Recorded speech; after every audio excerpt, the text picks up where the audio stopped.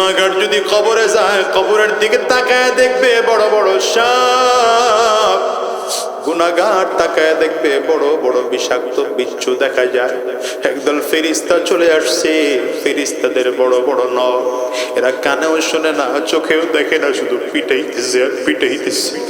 গুনাহগার তাকায় দেখবে কবর, ডানে মাটি, বামে মাটি, সামনে মাটি, পেছনেও মাটি। গুনাহগার শুধু তাকিয়ে দেখবে কবর গুনাহগারের লাশটারে চাপ দেয়। চাপ দিতে দিতে দিতে দিতে ডান পাজরের হাঁটতে বাম পাজরে নিয়ে পৌঁছে দিবে। নিজের গুনাহের কথা স্মরণ করে করে আমার মালিকের কাছে পাক্কা সচ্চা দিলে তওবা করো। দেখো তো তোমার আমার জীবনের চোখের দিকে তাকায় দেখো, এই চোখ দিয়ে জীবনে কত গুনাহ করেছি। নিজের কানের দিকে হিসাব করে দেখো তো, কান দিয়ে কত গুনাহ করেছি। জবানের দিকে হিসাব মিলায় দেখো, জবান দিয়ে কত গুনাহ করেছি। পায়ে হাতের দিকে তাকায় দেখো, হাত দিয়ে কত গুনাহ করেছি। পায়ের দিকে তাকিয়ে দেখো, পা দিয়ে কত গুনাহ করেছি।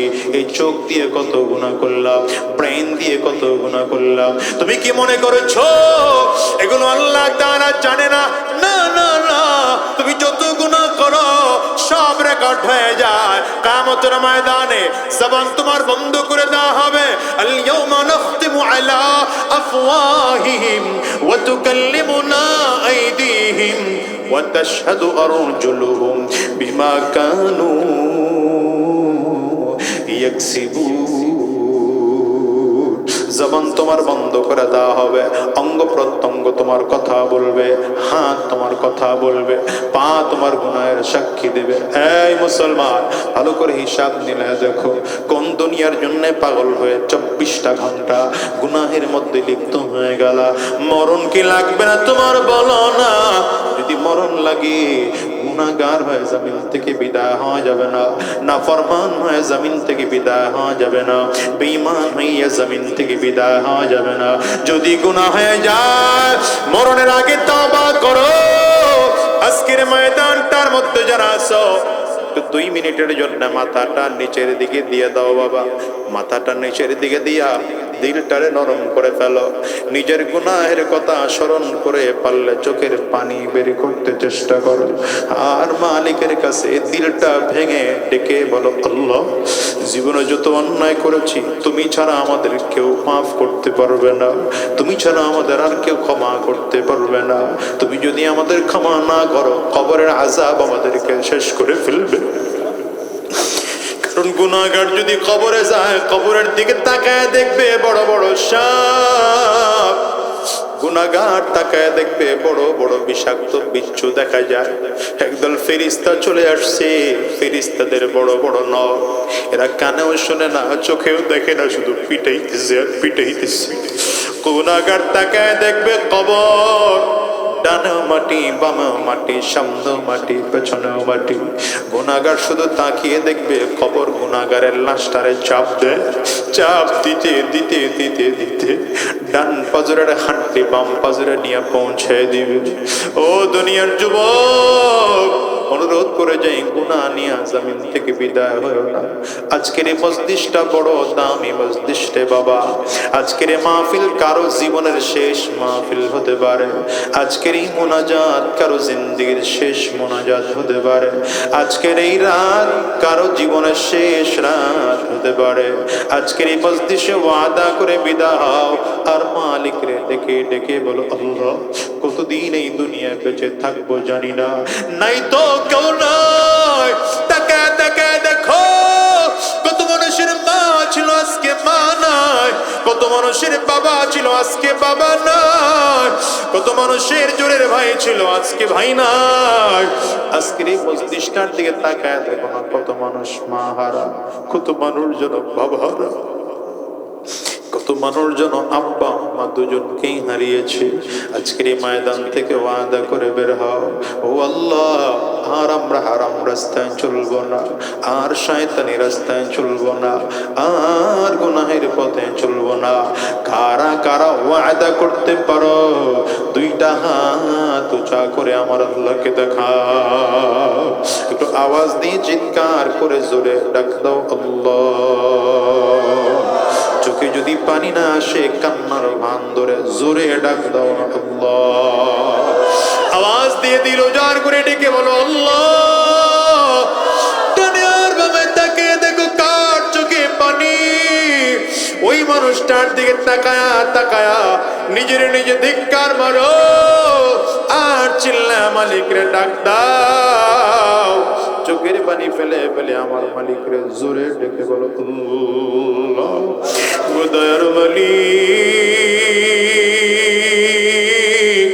সব মানুষগুলো মিলে আমরা দুইটা হাত ভিক্ষুকের মতো বাড়াইলাম, উঁচু করলাম, ওয়াদা করলাম আর হারাম রাস্তায় চলবো না, আর শয়তানি রাস্তায় চলবো না, আর গুনাহের পথে চলবো না। আল্লাহ তুমি কবুল করে নাও, কবুল করে নাও। চিল্লা বলো আমিন। আলহামদুলিল্লাহিল্লাযী আহাতা বিকুল্লি শাইইন ইলমা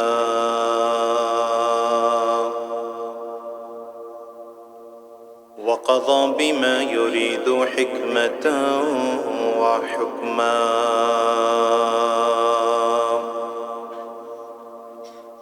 وأنعم بالنعم ابتلاء وامتحانا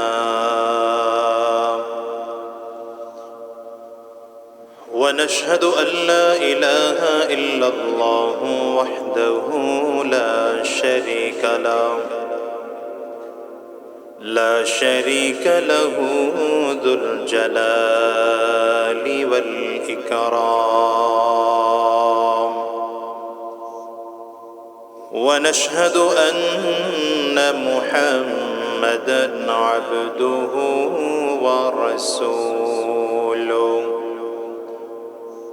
ورسوله سيد الأنام اللهم صل على محمد وعلى آله وصحبه وسلم تسليما كثيرا كثيرا أما بعد فأعوذ بالله من الشيطان الرجيم بسم الله الرحمن الرحيم واعبد ربك حتى يأتيك اليقين وقال رسول الله صلى الله عليه وسلم اتق المحارم تكن أعبد الناس صدق الله العظيم وصدق رسوله النبي الكريم ونحن على ذلك من الشاهدين والشاكرين والحمد لله رب العالمين سبحانك لا علم لنا إلا ما علمتنا إنك أنت العليم الحكيم ربي اشرح لي صدري ويسر لي أمري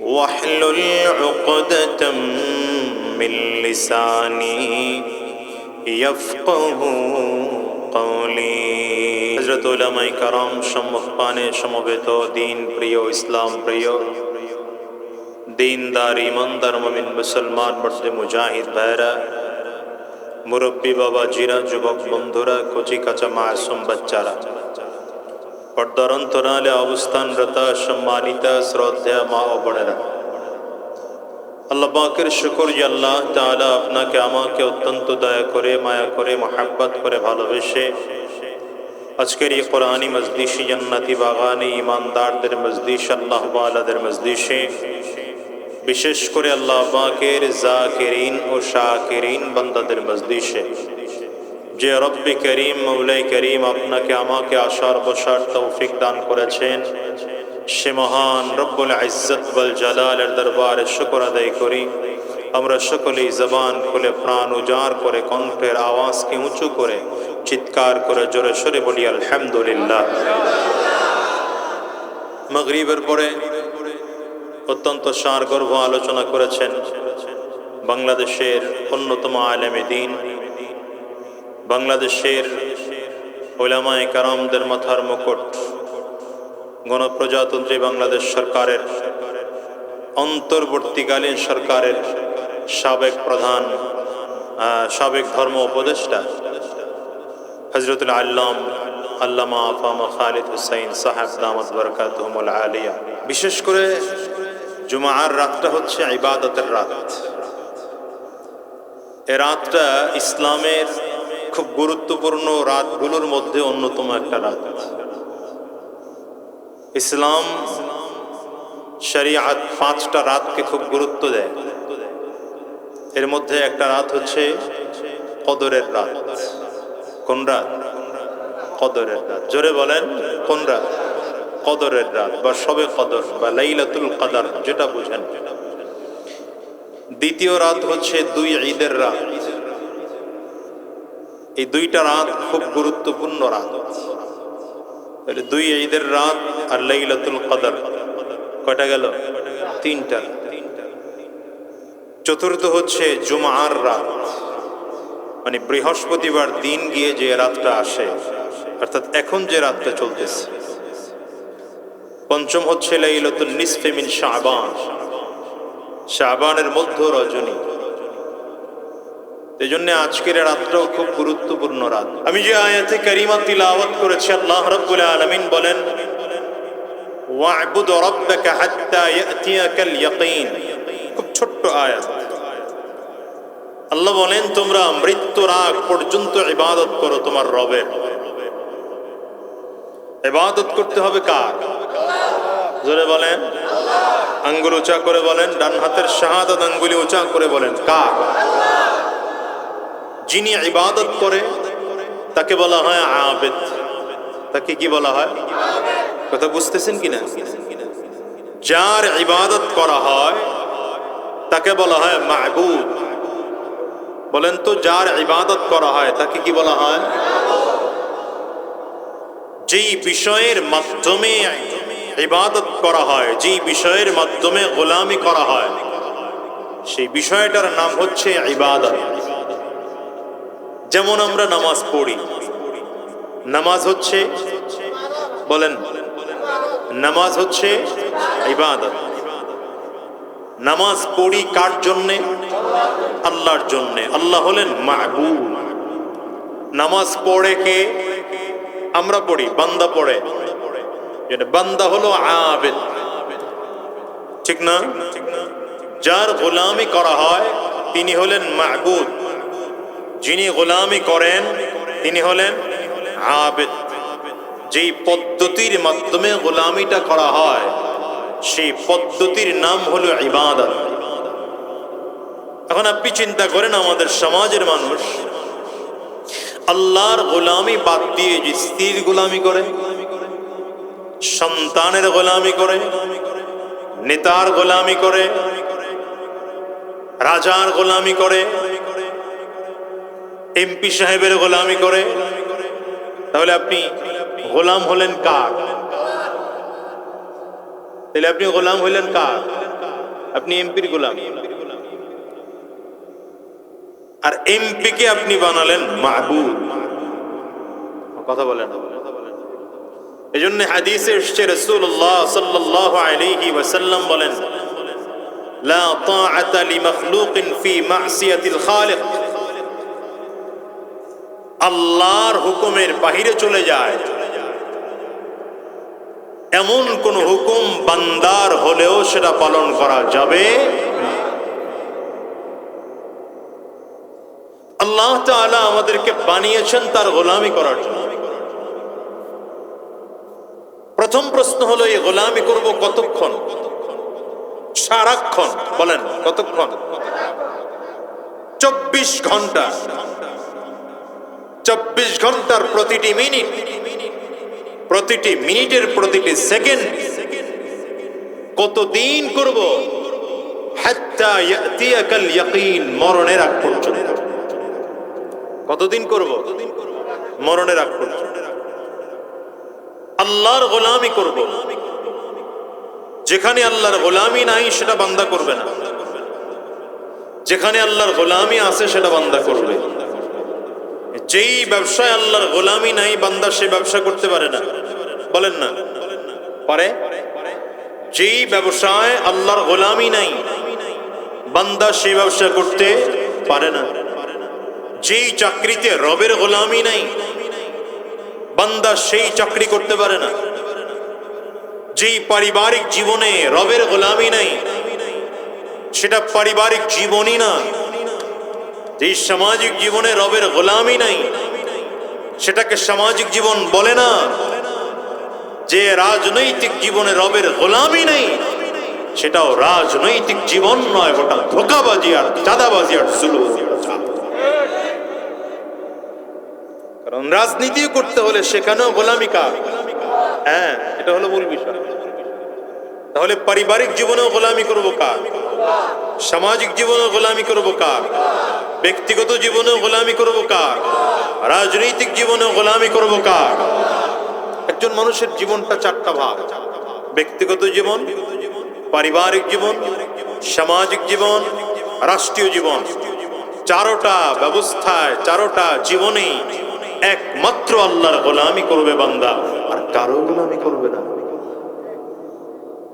এজন্য আপনারা অনেক সময় বলে থাকেন যে হুজুররা আবার রাজনীতি করে কেন? এই জন্যই করে।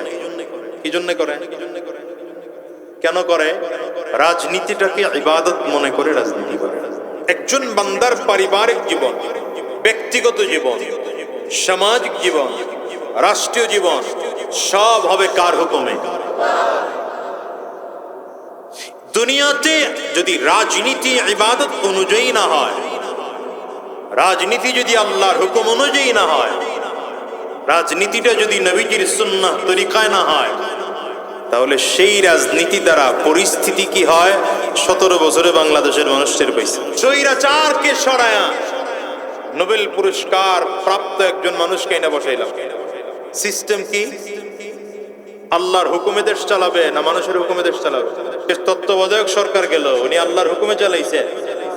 কার হুকুমে চালাইছে? মানুষের হুকুমে। শান্তি পাইছেন? আস্তে করে জোরে বলেন। এবার তাকে সরায়া দিয়ে নতুন নির্বাচন দিয়ে আবার সরকার বানাইলাম, বিরোধী দল বানাইলাম। কেন? শান্তির জন্য তো। কথা বলেন। শান্তির জন্য বানাইলাম, কিন্তু বর্তমানেও যারা চালাইতেছে এরাও কোরআন দিয়ে চালাইতেছে, আল্লাহর বিধান আর নবীজির সুন্নাহ অনুযায়ী চালাইতেছে, না মানুষ রচিত বিধান দিয়ে দেশ চালাইতেছে? হইছে শান্তি এতদিনে? দেখেন 1-2 মাসও যায় নাই, এখনই অশান্তির খেলা আবার শুরু হয়ে গেছে। আমি ওই জন্য বলি মাঝে মাঝে, এই বিরোধী বুঝেন না, সহজ বুঝেন। এই পদ্ধতিতে, মানুষ রচিত গণতান্ত্রিক পদ্ধতিতে, সমাজতান্ত্রিক পদ্ধতিতে যত ভালো মানুষকে এনে এখানে বসাবেন, প্রত্যেকটা মানুষ ফেল করবে। দেশকেও শান্তি দিতে পারবে না, দেশের মানুষকেও শান্তি দিতে পারবে না। যতদিন পর্যন্ত আল্লাহর জমিনে কোরআনের বিধান চালু না হবে, এদেশের মানুষ শান্তি পাবে না, মুক্তি পাবে না, শান্তি পাবে না। শান্তির পথ কি? ইসলাম হলো চিরদিনের শান্তি সুখের নিশানা, ইসলাম ছাড়া অন্য সবই জাহান্নামের ঠিকানা। ইসলাম হলো চিরদিনের শান্তি সুখের নিশানা, ইসলাম ছাড়া অন্য সবই জাহান্নামের ঠিকানা। ঠিক না? কেউ বা করে গণতন্ত্র, কেউ বা সমাজতন্ত্র, কেউ বা করে গণতন্ত্র, কেউ বা সমাজতন্ত্র, আসলে সব পেট পূজায় আর ভণ্ডামি আর বাহানা, ইসলাম ছাড়া অন্য সবই জাহান্নামের ঠিকানা। সুতরাং মুসলমান জাগ্রত হও, আগামীর বাংলাদেশ পরিপূর্ণ ইসলামের দেশ বানাতে হবে ইনশাআল্লাহ। জোরে বলেন। হ্যাঁ, আগামীর বাংলাদেশ ইসলামের বানাতে হবে, আগামীর বাংলাদেশ কোরআন সুন্নাহর হতে হবে, আগামীর বাংলাদেশ মজলুম জনতার হবে, আগামীর বাংলাদেশে ইসলাম দিয়া কোরআন দিয়া দেশ চলবে। এদেশে দুর্নীতি থাকবে না, চাঁদাবাজ থাকবে না, সন্ত্রাস থাকবে না, মাদক থাকবে না। প্রত্যেকটা মানুষ শান্তিতে বসবাস করবে। দুই হাত উঁচা করে চিল্লায় বলেন ঠিক না বেঠি?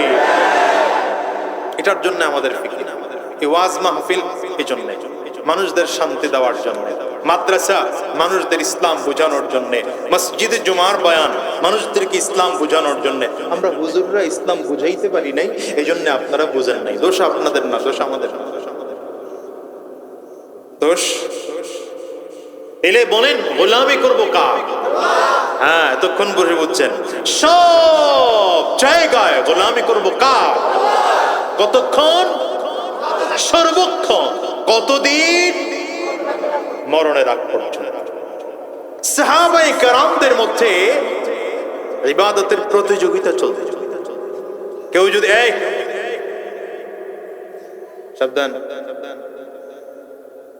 কেউ যদি কোন সাহাবীর ব্যাপারে শুনতো যে উনি 4 রাকাত নফল পড়ে রাতে, তো আরেকজন সাহাবী ব্যস্ত হয়ে যেত আমি কিভাবে 8 রাকাত পড়ব। কেউ যদি শুনে না 8 রাকাত পড়ে, তো আরেকজন পাগল হয়ে যেত আমি কিভাবে 20 রাকাত পড়ব। কি কথা বলেন না? এখন তো আমাদের সমাজে একদল এমনও বের হয়েছে 20 রাকাত কাইটা 8 রাকাত বানানোর টিকিট চলতেছে। 20 রাকাত কাইটা, বুঝেন নাই কথা? এটা আপনাদের দেশে মনে হয় ফিতনাটা নাই। হ্যাঁ, তারাবির এই ফিতনা আছে না এদেশে? মানুষকে ইবাদতের দিকে উদ্বুদ্ধ করো, ইবাদত থেকে মানুষকে দূরে সরায় দিও। হযরত আব্দুল্লাহ ইবনে আমর ইবনুল আস রাদিয়াল্লাহু আনহু নবীজির প্রিয় একজন সাহাবী। ইবনুল আস ছিলেন মিশরের গভর্নর হযরত আমর রাদিয়াল্লাহু আনহুর শাসনামলে।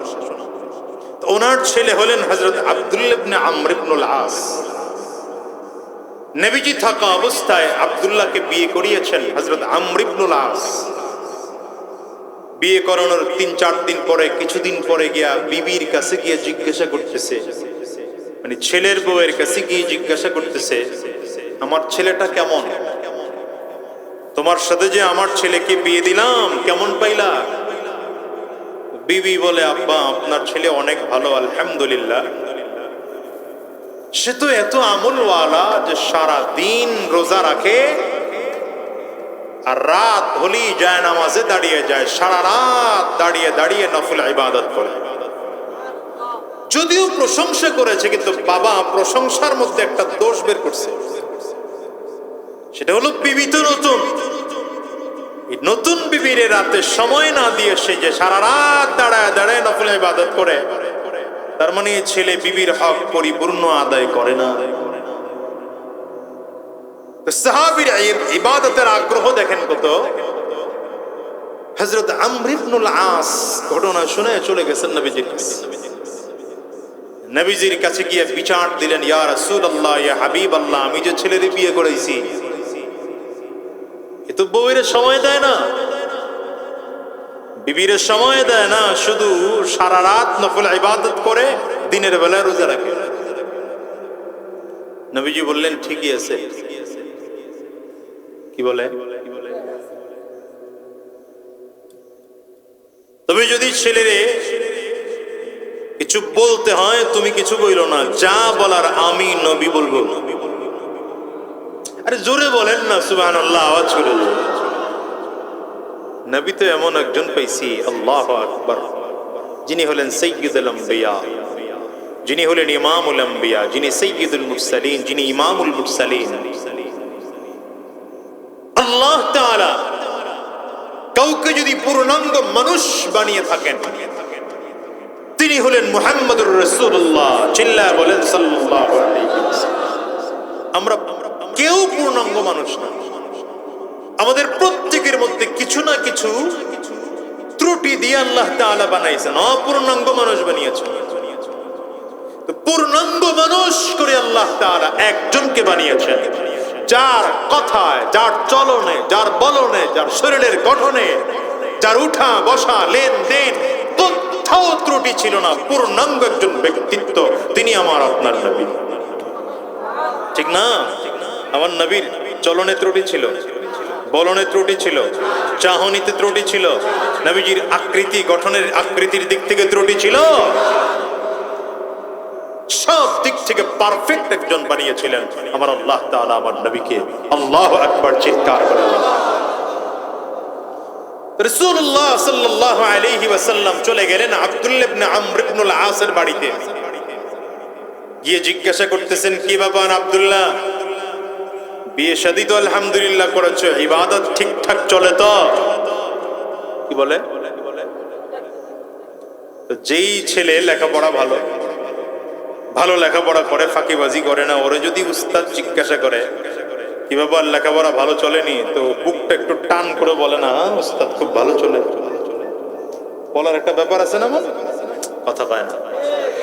হযরত আব্দুল্লাহ ইবনে আমর ইবনুল আসের কাছে নবীজি যখন জিজ্ঞাসা করলেন ইবাদত কেমন চলে, তিনি তো আলহামদুলিল্লাহ ব্যাপক ইবাদত করে, ফরজও ছুটে না, ওয়াজিবও ছুটে না, সুন্নতও ছুটে না, এমনকি নফলও ছাড়েন না। খুব বুক ফুলায় উঁচা করে বলে, হুজুর চমৎকার ইবাদত চলে। বলে কেমন ইবাদত করো? বলে সারা রাত দাঁড়ায় দাঁড়ায় নফল ইবাদত করো। আর কি করো? দিনের বেলা রোজা রাখি। সারা রাত নফল ইবাদত করি দিনের বেলায়। দেখেন নবীজি ধমক দিলেন না। নবীজি ধমক না দিয়ে বলে, শোনো, তুমি যে সারা রাত নফল ইবাদত করো, বিয়ে করছো, বিবির একটু সময় দেওয়া লাগে না? হুজুর আমার নামাজে দাঁড়াতে খুব মজা লাগে, যতক্ষণ দাঁড়ায় থাকি ততই মজা। আপনি বলেছেন জুইলাত কুররাতু আইনি ফিস সালাহ, নামাজে আমি আমার চোখের শীতলতা খুঁজে পাই, তো আমি আপনার সাহাবী, আমিও নামাজের চোখের শীতলতা পাই, এই জন্য সারা রাত ইবাদত করি। নবীজি বললেন না, কমায় দাও, রাতটারে 4 ভাগ করে 1 ভাগ নফল ইবাদত করবা, নামাজ পড়বা, বাকিটা বিবির সাথে সময় দিবা। সাহাবী কয় না, আমার এত অল্প টাইমে নামাজে মজা হবে না। এটা বলতেছি আপনাদের এই জন্য যে আগ্রহটা কেমন, ইবাদতের আগ্রহটা কেমন। মোবাইলটা সাইলেন্ট করে ফেলেন। আগ্রহটা কেমন ছিল তাদের? আমাদের তো ইবাদতের অবস্থা এত মারাত্মক, ফরজেরই খবর নাই, ওয়াজিব সুন্নাত মুস্তাহাব নফল এগুলোর আলাপ তো বহুত পড়ে, ফরজেরই মসজিদের মুয়াজ্জিন সাহেব আজান দেয় না, আজানের দায়িত্ব মুয়াজ্জিন সাহেবের, মাস্টার সাহেব বেতন দেয় না, উনি ওনার কাজ করতেছে, আমি আমার কাজ করি, চায়ের আড্ডা বন্ধ হয় না, নামাজ চলতেছে মসজিদ। তুমি রবের গোলাম না? এই বান্দা, তুমি রবের গোলাম না? গোলাম নামাজ ছেড়ে দেয় কি করে? কথা বলেন না কেন? গোলাম তো গোলামি ছাড়া কিছু করতে পারে না। গোলামের কাজ গোলামি করা, কি ঠিক না? ঠিক। সাহাবী দাঁড়ায় বলে, হুজুর আমার রাতটাকে 4 ভাগের 1 ভাগ করলে এ রাতে নামাজ আমার মজা হয়। নবী বলেন, তাইলে 3 ভাগের 1 ভাগ। না হুজুর, আরেকটু সময় বাড়ায়। শেষ পর্যন্ত নবীজি বাধ্য হয়ে বললেন, ঠিক আছে, অর্ধেক রাত নামাজ পড়বা আর অর্ধেক রাত বিবির সাথে সময় দিবা। সাহাবী বলেন, আর একটু বাড়ায় দাও না, আর একটু বাড়ায় দেন না ইয়া রাসূলুল্লাহ। নবীজি ধমক দিয়ে বললেন, বলি জাসাদিকা আলাইকা হাক্কুন বলি যাওজাতিকা আলাইকা হাক্কুন। তোমার বিবির প্রতি তোমার হক আছে, তোমার শরীরের প্রতি তোমার হক আছে। রাতে ঘুমানো উচিত আর বিবিরও সময় দেওয়া উচিত। সারাদিন কষ্ট করো, রাত দিয়েছেন আল্লাহ তাআলা ঘুমানোর জন্য, রাতে একটু আরাম দিয়ে শরীরটারে ভালো করো। আমরা মাশাআল্লাহ রাত জাগি, আমরাও রাত জাগি, খারাপ না। তা আমগর রাত জাগাটা মাশাআল্লাহ ফেসবুক আলাইহিস সালাম চালায় বরকতি জিনিস, মুবারক জিনিস। আল্লামা সেট জিবিটি আছে নতুন করে, এই কথা কন না কেন? ইউটিউব রহমাতুল্লাহি আলাইহি, এগুলো চালায় জীবন পায়। যুবকরা কথা বলো না কেন? নাই তোমাদের এলাকায় এগুলো? সারা রাত শুয়ে শুয়ে এই কামই যুবকের, আর কোনো কাম নাই। তোমার আল্লাহ দুনিয়ায় পাঠাইছেন ফেসবুক চালানোর জন্য? তোমার আল্লাহ দুনিয়ায় পাঠাইছেন খালি ইউটিউব চালানোর জন্য? সময়ের দাম নাই তোমার কাছে? তুমি জানো কিয়ামতের দিনে এক মিনিট, এক মুহূর্তের জন্য আল্লাহর আদালতে দাঁড়ায় আফসোস করতে হবে। আর তুমি এখন মিনিটকে মিনিট, ঘন্টাকে ঘন্টা, দিনের পর দিন, মাসের পর মাস, বছরকে বছর একটা জিনিস নিয়েই পড়ে আছো। একই ফেসবুক চালাইতেছো, একই ইউটিউব চালাইতেছো, জীবনটাই শেষ করে ফেলতেছো। করতেছো কি তুমি? অচিত কি ছিল তোমার, আর তুমি করতেছো কি? এটা তোমার কাজ নাকি? তোমার কাজ কেন? যেই যুগের মানুষের ফেসবুক ছিল না, সেই যুগের মানুষ চলে নাই। আমি বলি নাই যে আগামীকালকে ফেসবুক চালাও না, হারাম, এটা এই ফতোয়া আমি দেব না। তুমি চালাও, এতটুকু লিমিট রেখে চালাও যাতে দুনিয়াও ঠিক থাকে, আখিরাতও ঠিক থাকে। কথা বলেন না কেন? ফেসবুক চালাইতে মনে চায়, ইউটিউব চালাইতে মনে চায়, ওয়াজ দেখো, কোরআনের তিলাওয়াত দেখো, হামদ দেখো, নাত দেখো, ইসলামী গজল দেখো, ইসলামী ডকুমেন্টারি দেখো, নাচ গান সার্চ দিয়ে দিয়ে জীবনটারে ধ্বংস করে ফেলায়। বুঝতেছেন না মনে হয় কথা? এটা বুঝে আসবেও না, বুঝি তো চেহারায় বোঝা যায় রোগী আছে এখানে, প্রচুর, অনেক রোগী আছে।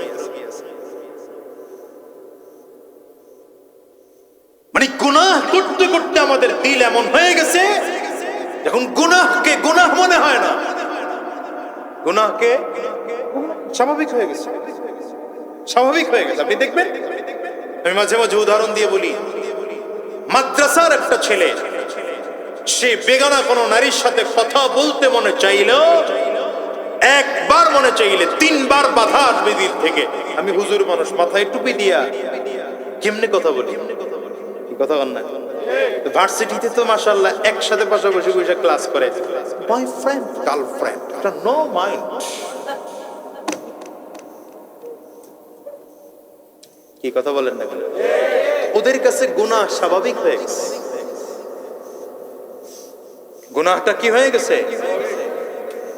আপনি আমি যে গুনাহটাকে স্বাভাবিক মনে করি, সাহাবায়ে কেরাম এই গুনাহকে এত ভয় পেতেন যে একজন সাহাবী শুধু একজন বেগানা নারীর হাত ধরছিলেন। কি ধরছেন? শুধু এই যুবকরা বলো, ওই একজন লাল গেঞ্জি পরে আরেক দিক তাকায় কথা কয়, এদিকে তাকা,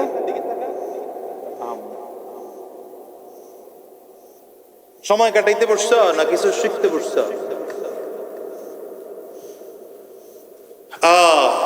কি বললাম? শুধু হাত ধরছেন। আচ্ছা, আমাদের সমাজে এর থেকে মারাত্মক গুনাহ হয় না? আরে কথা পায় না মানুষ,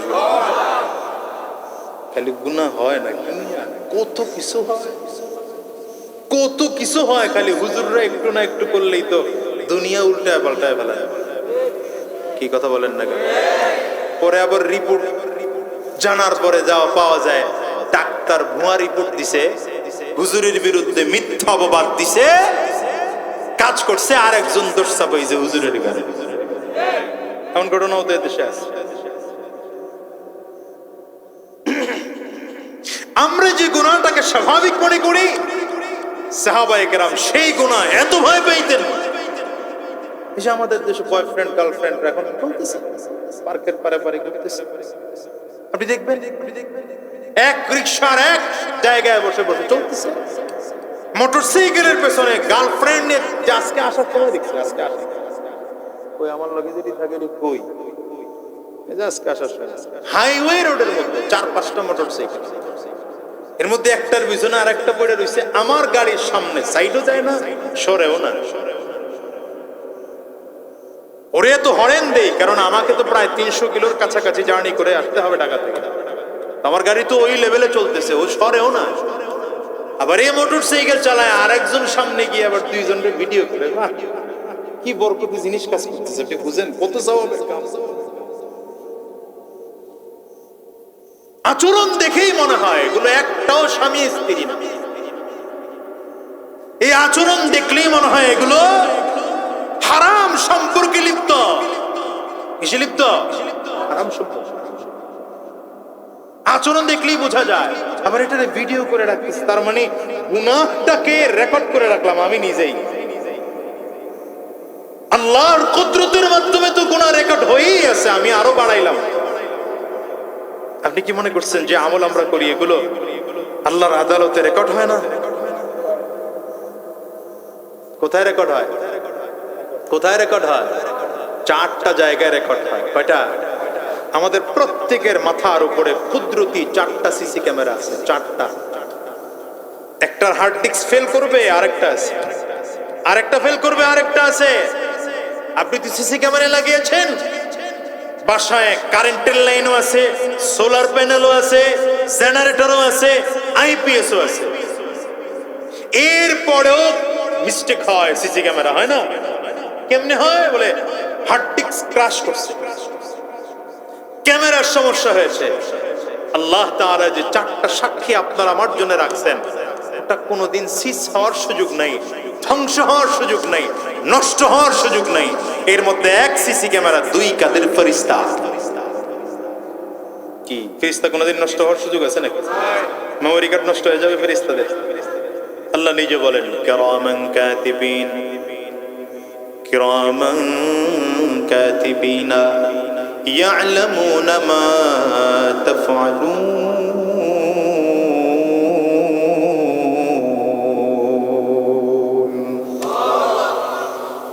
বান্দা তুমি যেই গুনাহগুলো করো, তোমার সমস্ত গুনাহগুলো ফেরেশতারা বসে বসে লেখা শুরু করেছেন। তুমি হয়তো তোমার জীবনের খবর রাখতে পারো নাই, কিন্তু ফেরেশতারা তোমার জীবনের সব খবর রেখে দিয়েছে। কিয়ামতের ময়দানে আমলনামা হাতের মধ্যে যখন দেওয়া হবে, আমলনামা হাতে নিবে আর আমলনামা পড়তে থাকবে। পড়ে পড়ে দেখবে ছোট গুনাহ বড় গুনাহ সবগুলো আমলনামায় লেখা আছে। আমার মনে নাই, কিন্তু আমলনামা থেকে লেখা ছুটে না। এই বান্দা আমলনামা হাতের মধ্যে নিয়ে পড়বে, লা ইউগাদিরু সাগীরাতান ওয়ালা কাবীরাতান ইল্লা আহসাহা ওয়া ওয়াজাদু মা আমিলু হাদিরা। আমি তো তাকায় দেখি আমার জীবনের যত আমল আছে, আমার জীবনের ছোট আমল, জীবনের বড় আমল, ছোট গুনাহ বড় গুনাহ যা আছে সব লেখা আছে, কোনটাই আল্লাহ বাদ দেন না। তোমার মনে নাই 30 বছর আগে তুমি কি গুনাহ করছো, ফেরেশতারা ঠিকই লিখে রাখছে। গত 5 দিন আগে কি মিথ্যা কথা বলেছো, তোমার মনে নাই, ফেরেশতারা। তবে বান্দা তুমিও যদি চাও, নিজের গুনাহ নিজেও চিন্তা করে বের করতে পারো যে আমার জীবনে এই এই এই গুনাহ আছে না। আমরা এখানে যতজন মানুষ বসা আছে প্রত্যেকেই গুনাহগার, আমিও গুনাহগার। গুনাহ ছিল না আমার নবীর, নবীকে দিয়ে আল্লাহ তাআলা গুনাহ করানি নাই। এজন্য আমার নবী হলেন মাসুম। বলেন নবী কি? আল্লাহ তাআলা নবীকে দিয়ে গুনাহ করানি নাই। জীবনে আল্লাহ নবীকে এমন ভাবেই বানিয়েছেন, আমার নবী কোনোদিন গুনাহই করেন নাই। আর নবীর বরকত কি জানেন?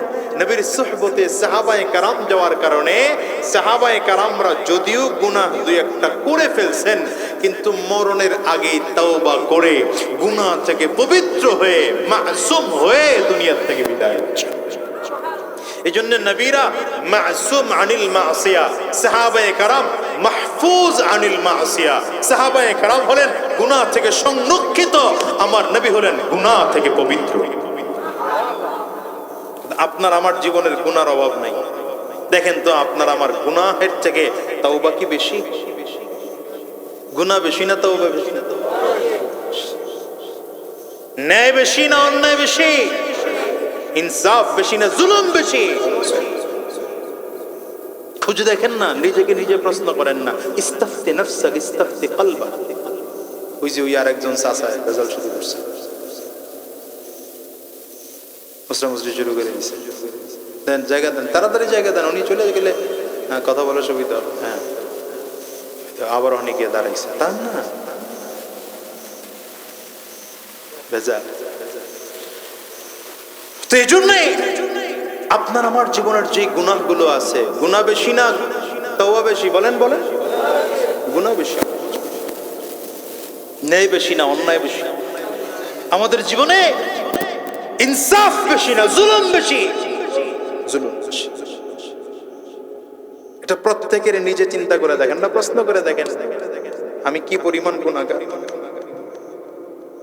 আমি কি পরিমাণ গুনাহগার। নবী বলেন হাসিবু ক্বাবলা আন তুহাসাবু, রবের সামনে দাঁড়ায় তো হিসাব দেওয়া লাগবে, এর আগে নিজের হিসাবটা নিজে নিয়ে দেখো না তুমি কতটুকু ভালো।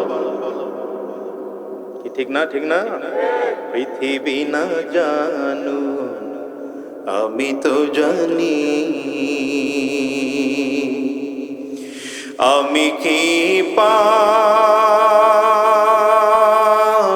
করেছি, আমার পাপের করলে বিচার, আমার পাপের করলে বিচার, বাঁচার আমার নাই উপায়, দয়াময় তুমি মাফ করো আমায়, মাফ করো আমায়।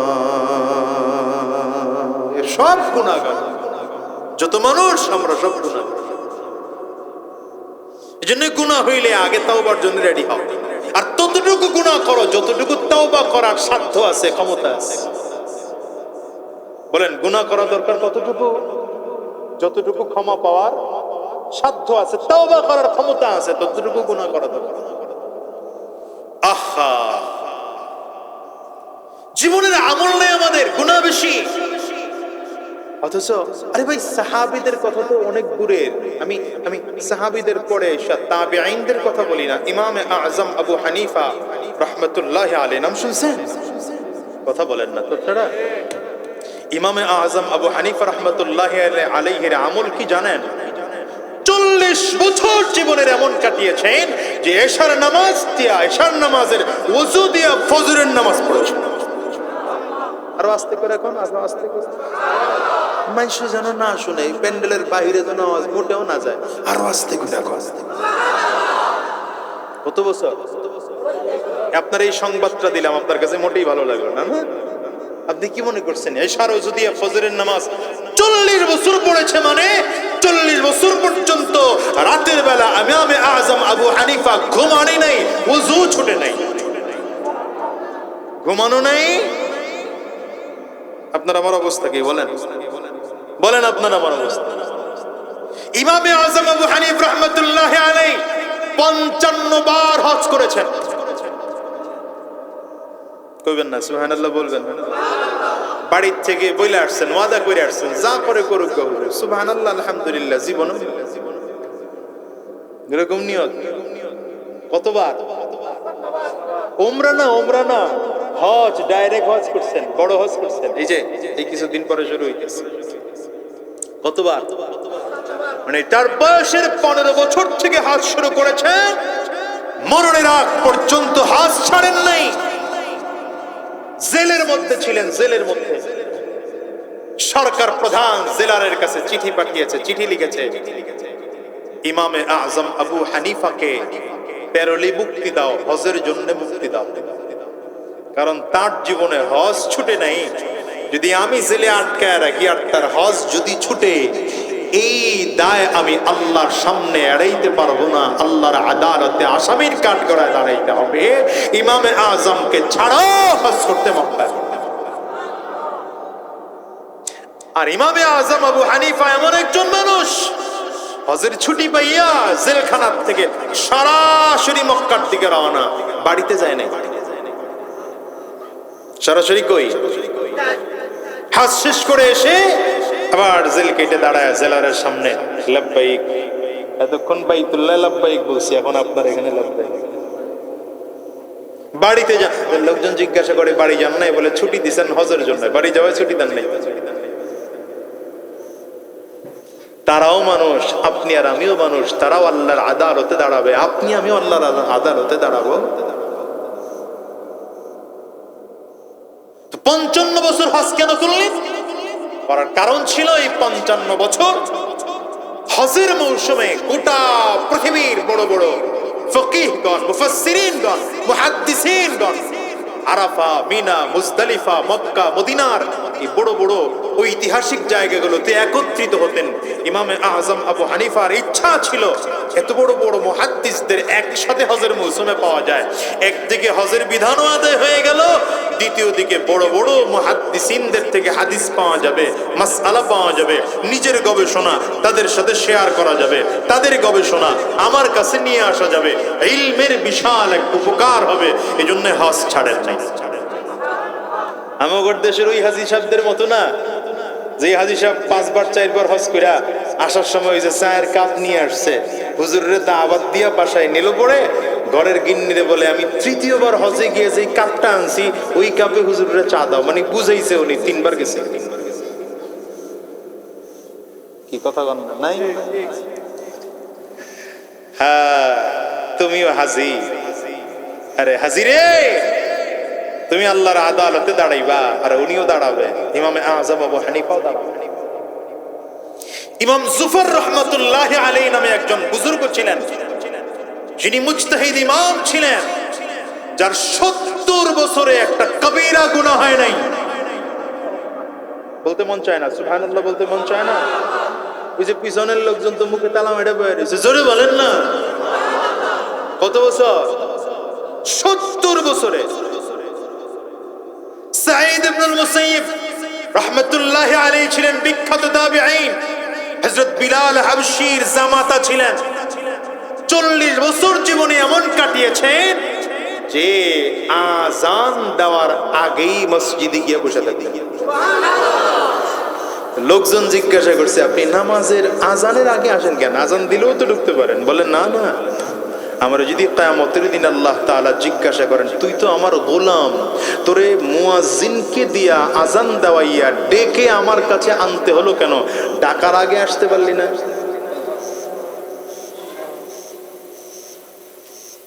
কি বুঝছেন বলেন? বুঝলেন কি বলেন? আল্লাহ যদি বলেন আমারে ডাকার আগে আসতে পারলি না, তুই তো আমার গোলাম, আমি সেদিন আল্লাহর আদালতে দাঁড়ায় বলবো, আল্লাহ ডাকার আগে আসছি, আপনি ডাকবেন এর আগে আসছি।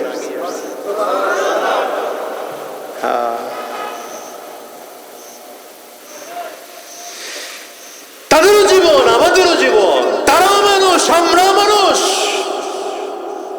আমাদের মানুষ হওয়ার পর আকৃতিগত আমরা মানুষ, কিন্তু আচরণের দিক থেকে আমরা পশুর থেকেও খারাপ। আচরণের দিক থেকে আমরা,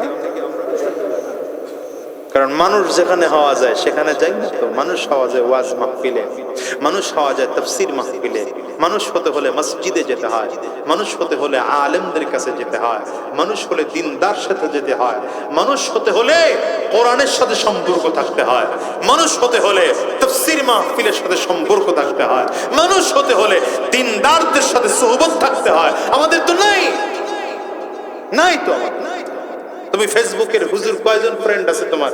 তোমার ফ্রেন্ড তো খালি ওই নাচনেওয়ালা, গানেওয়ালা, এরপরে গায়ক, এরপরে কি এইগুলোর সাথে তোমার ফ্রেন্ড। মেসেঞ্জারে এগুলো সেটিং হয়, সেটিং তো হুজুরের সাথে হয় না। কথা বলে না যুবকরা, কথা কও না কেন? ঠিক না বেঠিক? জীবনটারে শেষ করে দিছো, ধ্বংস করে দিছো। এখন হুজুরদের কথা শুনলে টিটকারি মনে হয়, হাসি হাসি মনে হয়, তামাশা তামাশা মনে হয়। কিয়ামতের দিনে আল্লাহর আদালতে দাঁড়ায় হুজুরের প্রত্যেকটা কথার জন্য আফসোস হবে। কাঁদবি, কাঁদতে কাঁদতে চোখের পানি ফেলবি, এরপরে চোখের পানি পড়ে রক্ত পড়বে, আফসোস বন্ধ হবে না, আফসোস বন্ধ হবে। তোমার বিবির হক আছে, ভুলে গেছেন মনে হয় না? হ্যাঁ, তোমার বিবির প্রতি তোমার হক আছে, তোমার শরীরের প্রতি তোমার হক আছে। সারা রাত দাঁড়ায় দাঁড়ায় নফল ইবাদত করো না, কিছু ইবাদত করো, কিছু বিবির সাথে সময় কাটাও। নবীজির কথা সাহাবিয়ার অমান্য করার সুযোগ নাই তো, কারণ নবী তো সব থেকে বড়, নবী তো আমার উস্তাদ। উস্তাদ যদি বলে ইবাদত কমায় করো, তো কমায় দিতে হবে। নবীজি বললেন তেরে দিনের বেলায় কি করো? সারা দিন রোজা রাখি। নবীজি বললেন না না, সারাদিন রোজা না রাখা, সপ্তাহে 2 দিন রোজা রাখি। সপ্তাহে কয় দিন? আমার নবীজিও সপ্তাহে 2 দিন রোজা রাখতেন, সোমবারে আর। কথা বলেন না কেন? সোমবারে আর বৃহস্পতি। এটা রাখেন, যদি পারেন নফল রোজা, না রাখলে গুনাহ নাই, রাখলে সওয়াব। এটা রাখো। সাহাবী বলেন, হুজুর আমার শক্তি আছে, আমার শরীরে শক্তি আছে, সারা দিন না খেয়ে থেকে রোজা রাখলে আমার শরীরের শক্তি মোটেও কমে না, আরেকটু বাড়ায় দেন। নবীজি বললেন, তাইলে এর পাশাপাশি আইয়ামে বিদআয় রোজা রাখো, ওই যে 13-14 চাঁদের। সাহাবী বলেন, না হুজুর আরো দেন বাড়ায়। নবী বললেন, তাইলে সওমে দাউদি রাখো। হযরত দাউদ আলাইহিস সালাম আল্লাহর পয়গম্বর একদিন রোজা রাখতেন আর একদিন গ্যাপ দিতেন, এরকম করে করে রাখো। সাহাবী চোখ দিয়ে পানি পড়া শুরু হয়েছে। কোন সাহাবী? আব্দুল্লাহ ইবনে আমর ইবনুল আস রাদিয়াল্লাহু আনহুর চোখ থেকে পানি পড়া শুরু হয়েছে।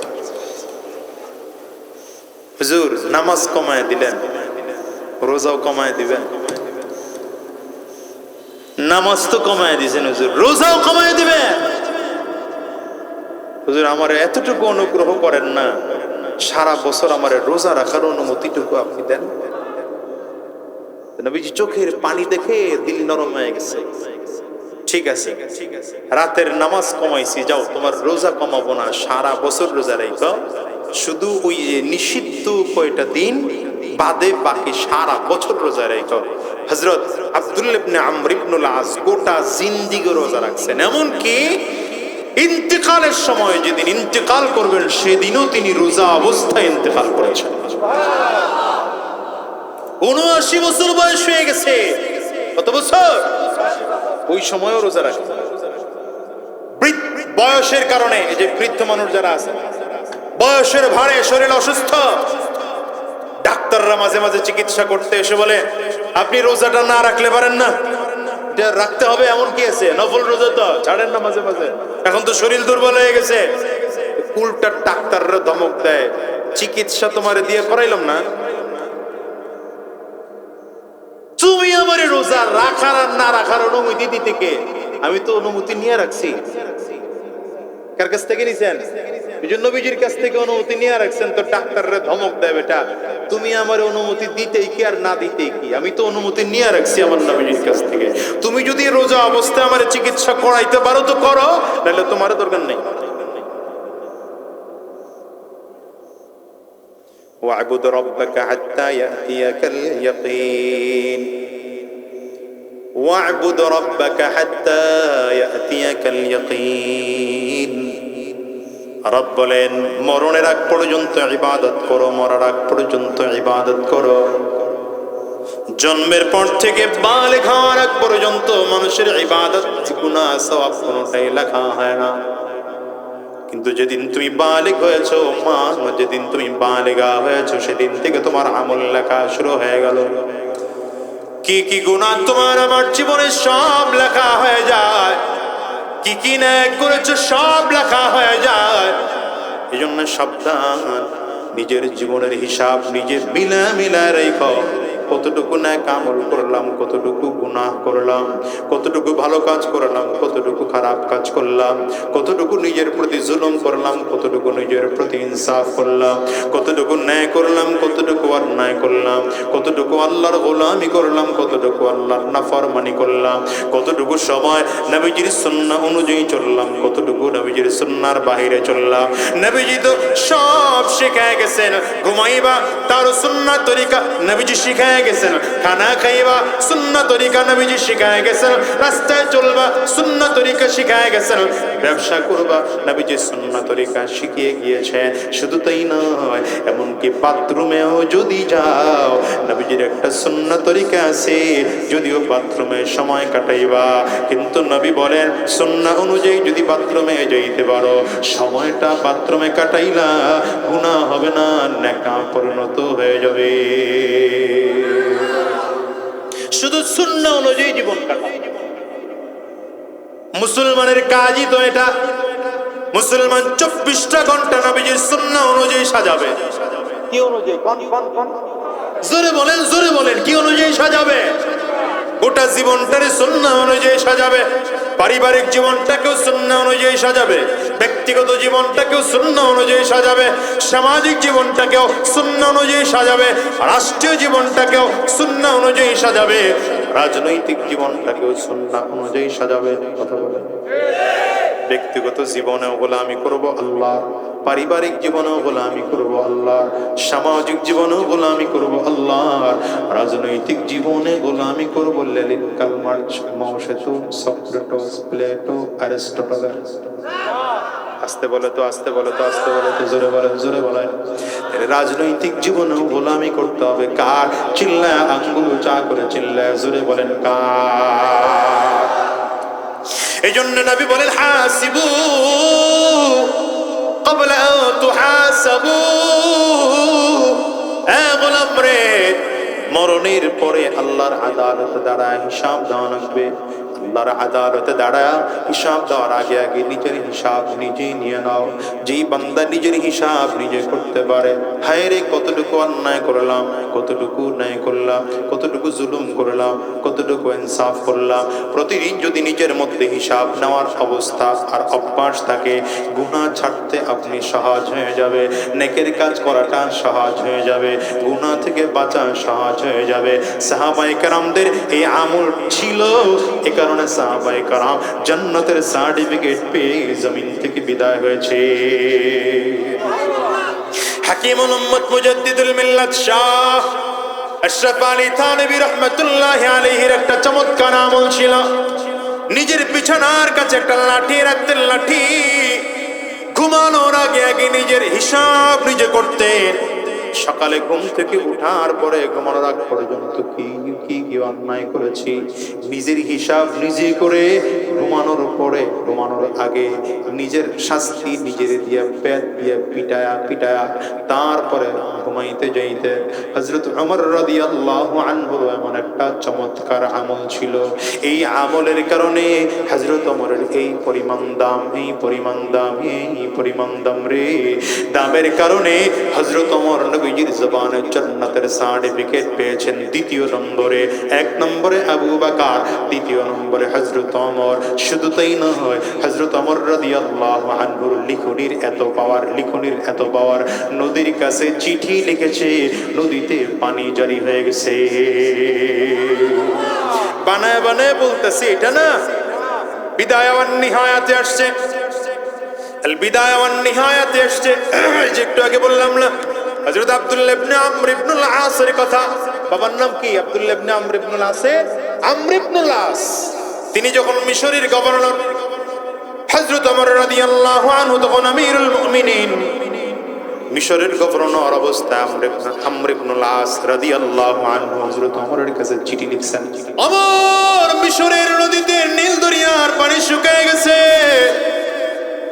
এলাকার প্রবীণ প্রাচীন একটা বিষয় আদর্শ হলো তাদের পানি যদি শুকিয়ে যায়, এলাকার সব থেকে সুন্দরী রমণী রূপসী মেয়েটাকে জবাই করে তারপরে নদীর মধ্যে ফেলে দিতে হয়, তাইলে নতুন করে পানি আবার নতুন জারি হয়। আমিরুল মুমিনিন, আমি তো এখন মিশরের গভর্নর, আমি কি করতে পারি? হযরত ওমর রাদিয়াল্লাহু আনহু বললেন, আমি চিঠি লিখতেছি, নদীর কাছে মেয়ের জবাই দিয়া নদীর মধ্যে ফেলতে হবে না, অপেক্ষা করো, চিঠি নদীর মধ্যে ফেললে পানি জারি হয়ে যাবে।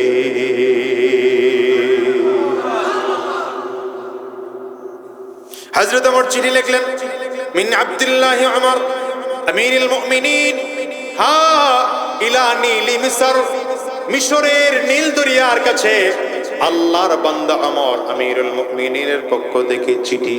ইন কুনতা তাজরি মিন কিবালি নাফসিক ফালা তাজরি, যদি তুমি নিজের মতো করে নিজে চলো, কারো হুকুমে যদি না চলো, তোমার হুকুমে যদি তুমি চলো, তাইলে তোমার পানি জারি হওয়ার কোনো প্রয়োজন নাই।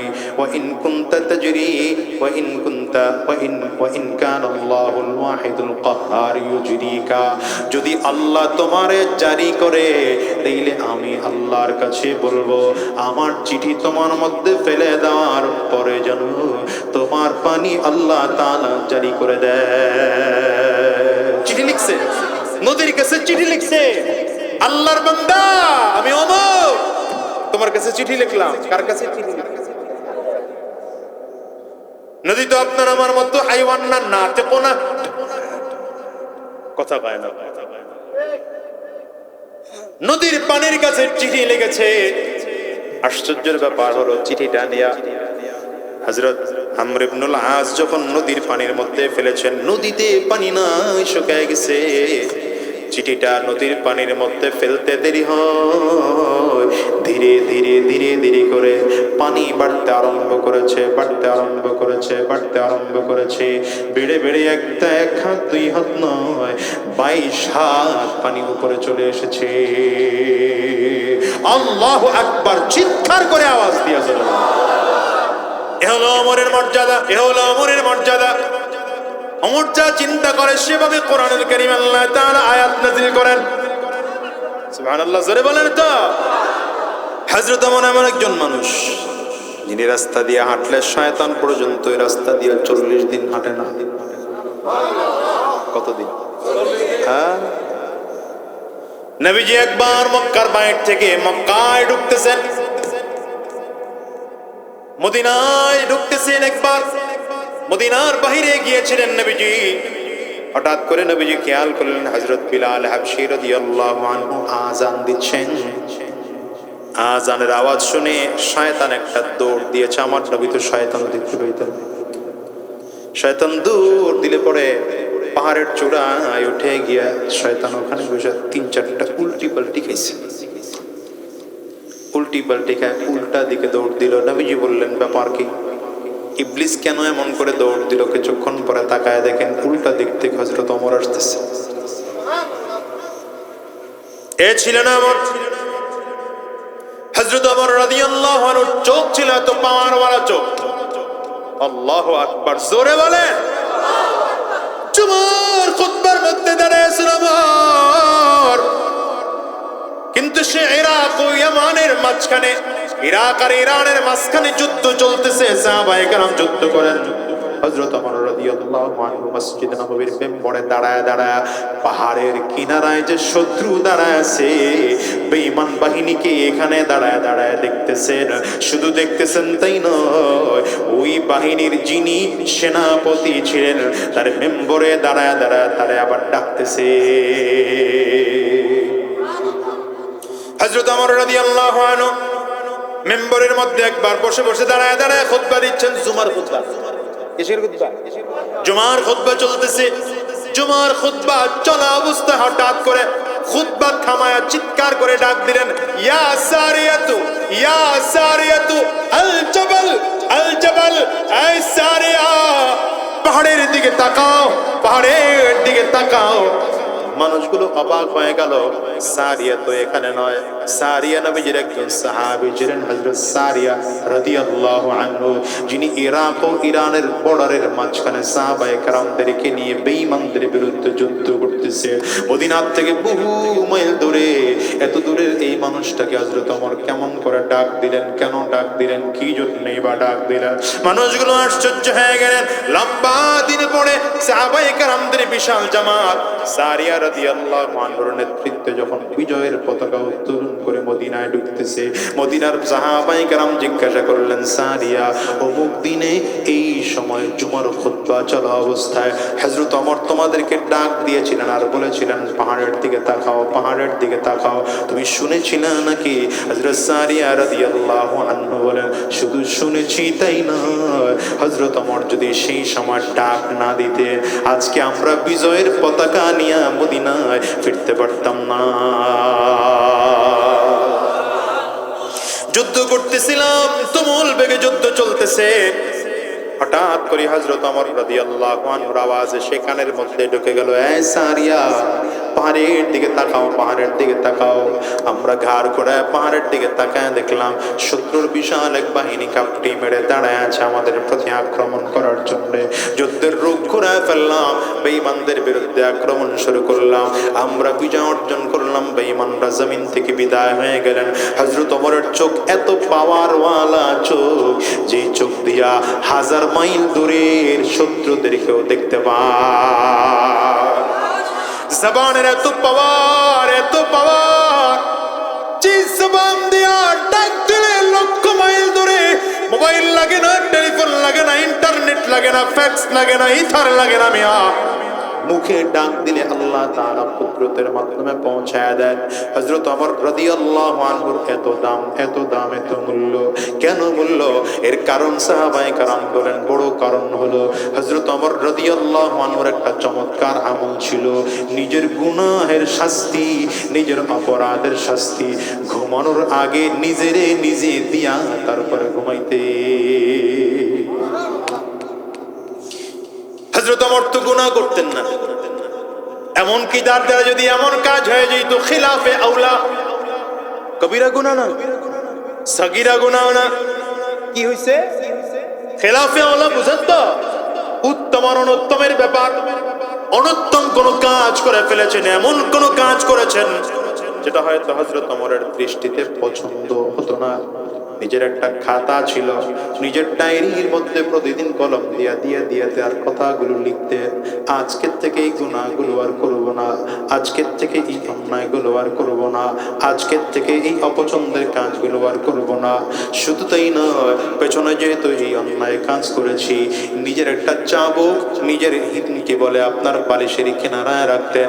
বালিশের কিনারা থেকে নিজের চাবুকটা বের করে নিজের পিঠে নিজে বাড়ি দিয়া দিয়া পিটায়া পিটায়া শাস্তি দিয়া তওবা করে হযরত ওমর রাদিয়াল্লাহু আনহু ঘুমাইতেন। এই কারণে হযরত ওমর রাদিয়াল্লাহু আনহু যেদিন ইন্তেকাল করে, যেই সকল সাহাবায়ে কেরাম হযরত ওমরকে গোসল করাইতে গেল, গোসল করানোর সময় পিঠের উপরে যখন পানি ঢালতেছে, পিঠের কাপড় সরায় তাকায় দেখেন হযরত ওমরের পিঠের মধ্যে লম্বা লম্বা কালো কালো দাগ দেখা যায়। দাগগুলো এমন মনে হয় তাজা তাজা দাগ মনে হয়। হযরত ওমর রাদিয়াল্লাহু আনহুর পিঠের দাগ থেকে গোসলকৃত সাহাবায়ে কেরাম যারা গোসল করাইতেছিলেন তারা চোখ দিয়ে পানি ফেলে কান্না শুরু করেছে। এমন দাগ কেন হযরত ওমরের পিঠের মধ্যে, এমন কেন দাগ? কেউ কোনো উত্তর দিতে পারে না। চিন্তা করতেছেন, তিনি তো আমিরুল মুমিনিন ছিলেন, খলিফাতুল মুসলিমিন ছিলেন, গভর্নমেন্ট অফ মদিনার প্রেসিডেন্ট ছিলেন। কেউ যে ওমরকে মারবে পিটাবে এমন পরিস্থিতিও তো নাই, তাইলে এমন দাগ কোথা থেকে আসলো? ডাক দিলেন আব্দুল্লাহ ইবনে ওমরকে, হযরত ওমরের সন্তানকে ডাক দিলেন, সন্তান বলো তোমার বাবার পিঠের মধ্যে দাগ কেন, বলো। হযরত আব্দুল্লাহ ইবনে ওমর বলেন, আমিও ভালো বলতে পারবো না, আমার আম্মা বলতে পারবে। মায়ের কাছ থেকে খবর নিয়ে এসে জানতে পারে, অন্য কোনো কারণ নয়, প্রতি রাতে নিজের নিজের চাবুক দিয়ে পিঠে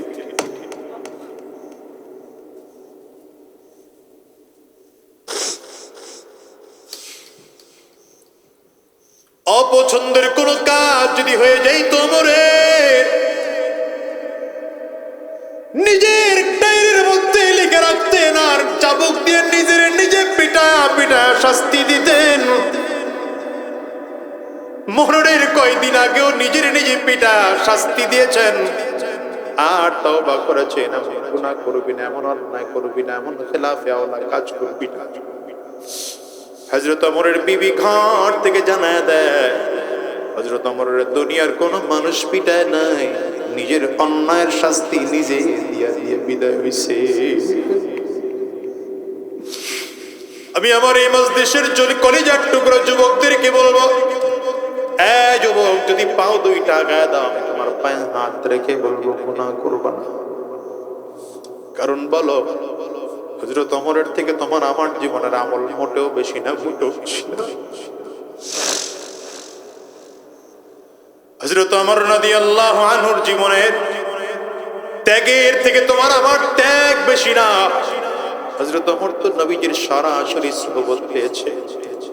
হযরত ওমর তো নবীজির সাথে বদরের যুদ্ধ করেছেন, উহুদের যুদ্ধ করেছেন, খায়বারের যুদ্ধ করেছেন, খন্দকের যুদ্ধ করেছেন। যেই মানুষটার এত দাম, শুধু তাই নয়, হযরত ওমর জান্নাতের সার্টিফিকেট পেয়েছেন, নবীজির জবানে জীবদ্দশায় জান্নাতের সার্টিফিকেট পেয়েছেন। এখনো যদি আমার নবীরে কেউ রওজায় গিয়ে আমার নবীকে সালাম দেয়, এটা আমার নবীর সাথে সাথে আবু বকর সিদ্দিককেও সালাম দিতে হয়, ওমর ফারুককেও সালাম দিতে হয়। যেই মানুষটার এত দাম, সেই মানুষটা নিজেরে নিজে পিটায় পিটায় শাস্তি দেয়। বলো, তোমার আমার জীবনের গুনাহের জন্য কি তওবা করেছি, তোমার আমার গুনাহের জন্য কি পরিমাণ নিজে তওবা করেছি। গুনাহ তো করেই চলতেছে। আমি মাঝে মাঝে বলি, তাসবির দানা ছিঁড়ে গেলে যেমন একটার পর একটা দানা পড়তে থাকে, ধরে রাখা যায় না। তোমার আমার জীবনের গুনাহ তো এমন একটার পরে একটা চলতেছে। ওই ফেসবুক দিয়ে গুনাহ, ইউটিউব দিয়ে গুনাহ, গুগল দিয়ে গুনাহ, হোয়াটসঅ্যাপ দিয়ে গুনাহ, ফাইবার দিয়ে গুনাহ, ভিডিও কলের মধ্যে গুনাহ, মেসেঞ্জারের মধ্যে গুনাহ, আব্বা আম্মার সাথে অন্যায় করো তো আরেক গুনাহ, দেশের বিরুদ্ধে চক্রান্ত করো, ষড়যন্ত্র তো আরেক গুনাহ, আলেমদেরকে গালি দাও তো আরেক গুনাহ, নাচ গানের মধ্যে লিপ্ত থাকো তো আরেক গুনাহ।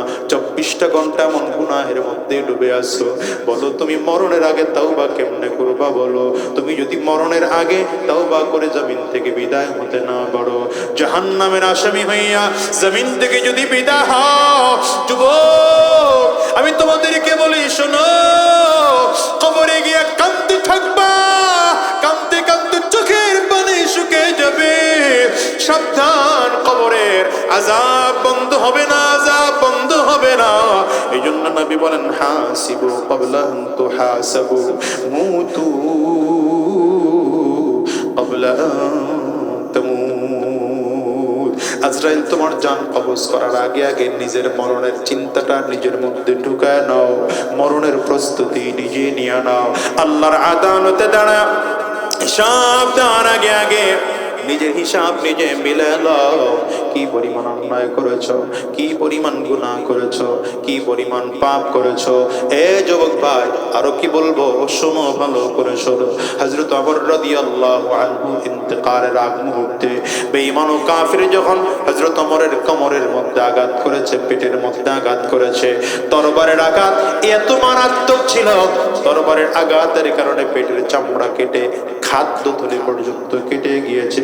হযরত ওমর রাদিয়াল্লাহু আনহু অন্তিম মুহূর্তে পড়ে আছেন মসজিদে নববীর বারান্দায়। চিকিৎসকরা ডেকে বলল, আমার খাদ্যথলি কেটে গেলে তারে আর বাঁচায় রাখা যায় না, আপনিও মনে হয় আর বাঁচবেন না, মনে হয় আপনিও জমিন থেকে বিদায় হয়ে যাবেন। হযরত ওমরকে মসজিদে নববীর বারান্দায় শোয়া রাখা হয়েছে। এই সময়টার মধ্যে হযরত ওমর নিজের গালটা মসজিদে নববীর বারান্দার মাটির মধ্যে ঘষতেছে, বালুর মধ্যে ঘষতেছে, আর নিজের নিজে ধমক দিয়ে দিয়ে বারবার করে ডাকতেছেন, ওয়াইলুল লাকা ইয়া উমর ইল্লাম ইয়াগফির লাকা রাব্বুক, ওয়াইলুল লাকা ইয়া উমর ইল্লাম ইয়াগফির লাকা রাব্বুক।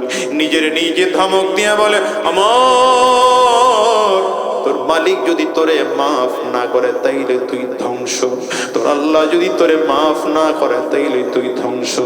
কার কথা বলি যুবক, বলো?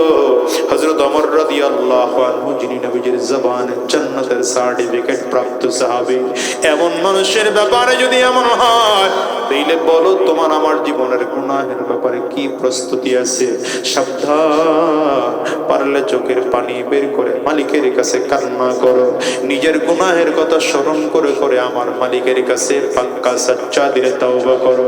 আলহামদুলিল্লাহি রাব্বিল আলামিন, আলহামদুলিল্লাহি রাব্বিল আলামিন, والصلاة والسلام على سيد الأنبياء والمرسلين. ربنا ظلمنا أنفسنا وإن لم تغفر لنا وترحمنا لنكونن من الخاسرين. ربنا ظلمنا أنفسنا وإن لم تغفر لنا وترحمنا لنكونن من الخاسرين. ও দয়ার মালিক, তুমি তোমার গোলামদের দিকে একটু কুদরত নজর দিয়ে তাকায় তাকায় দেখো, এই মজলিসে কার জানি মা নাই, আল্লাহ কার জানি ঘরে বাবা নাই গো, কার ঘরে যেন আব্বা আম্মা দুজনের কেউ নাই, এতিম সন্তানদেরকে নিয়ে নিয়ে তোমার শাহী দরবারে হাত তুলেছি গো বলি, আয় আল্লাহ, আজকের এই মজলিসটার দিকে কুদরতি নজর দিয়ে তাকাও, তাকায় দেখো না তোমার বান্দাদের চোখে পানি। হায় আল্লাহ, কারো চক্ষু দুটো লাল হয়ে গেছে, কারো চোখের কোটায় পানি জমে গেছে। হায় আল্লাহ, কেউ গুনাহ করে ফেলেছে, এখন কান্না করে, কেউ অন্যায় করে ফেলেছি, এখন কান্না করি মালিক। হায় আল্লাহ, জুলুম করে ফেলেছি, এখন কান্না করে। আল্লাহ, আমরা যদি অন্যায় করেছি, তুমি ছাড়া আমাদের কেউ নাই। আল্লাহ আল্লাহ, আমাদেরকে মাফ করে দাও, মাফ করে দাও। আয় আল্লাহ, জিন্দেগির গুনাহ মাফ করে দাও। রব্বে করিম, আমাদের কারো হাতগুলো তুমি খালি ফেরে দিও না গো আল্লাহ, কারো হাত খালি ফেরে দিও না গো আল্লাহ। এই হাতগুলো তুমি কবুল করে নাও, জিন্দেগির সব গুনাহগুলো মাফ করে দাও। জীবনে যত গুনাহ করেছি, জেনে না জেনে, বুঝে না বুঝে, ইচ্ছা অনিচ্ছায়, গোপনে প্রকাশ্যে, দিয়ে রাতে, সব গুনাহ থেকে মাফ চাই, মেহেরবানি করে মাফ করে দাও। এ রব্বে করিম, আমাদেরকে দ্বীন ও ইসলামের জন্য কবুল করে নাও। যতদিন এই জমিনে বেঁচে থাকবো, তোমার গোলামি করার তৌফিক দিয়ে দাও। জমিন থেকে যখন বিদায় হয়ে যাব, ঈমান নিয়ে যাওয়ার তৌফিক দিয়ে দিও।